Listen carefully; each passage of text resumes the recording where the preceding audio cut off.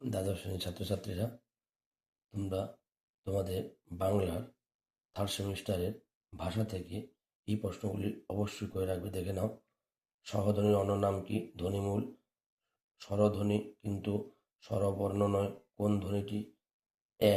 মৃগ শব্দটির আদি অর্থ যে কোনো পশু, পরিবর্তিত অর্থ হরিণ। এটি কি অর্থের সংকোচ? শব্দার্থের প্রথম ভাগটির নাম কি? সাধারণ অর্থ, বক্তা, শ্রোতা, উপলক্ষ। এই তিনটি বিষয় সমাজ বিজ্ঞানের কোন বিষয়ের উপর নির্ভর করে? বর্ণনাত্মক। থিসরা শব্দটি এসেছে কোন শব্দ থেকে? গ্রিক শব্দ থেকে। সূত্রাঙ্গ এক প্রকার কি? অবিভাজ্য ধ্বনি। সমাক্ষর লোপের একটি উদাহরণ দাও। ছোট কাকা থেকে ছোটকা। সঞ্জননী ব্যাকরণের প্রবক্তাকে? নোয়ান চমস্কি। অভিধানকে বলা হয় ভাষাবিজ্ঞানের কি? সংযোগমূলক বিভাগ। চারটি ব্যঞ্জনের সমাবেশে তৈরি গুচ্ছধ্বনির সংখ্যা বাংলায় কটি? একটি। কোড বদল ফলিত ভাষাবিজ্ঞানের কোন শাখার বিষয়? শৈলী বিজ্ঞান। ধন্য শব্দের আদি অর্থ কি? বৃত্তশালী। ল্যাডের পুরো নাম কি? Language acquisition device. বাংলা বর্ণমালায় স্পর্শধ্বনির সংখ্যা কয়টি? 25টি।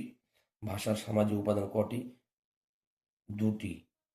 ভিডিওটি ভালো লাগলে অবশ্যই লাইক, কমেন্ট, শেয়ার করবে এবং এরকম ভিডিও পেতে চ্যানেলটিকে অবশ্যই সাবস্ক্রাইব করবে।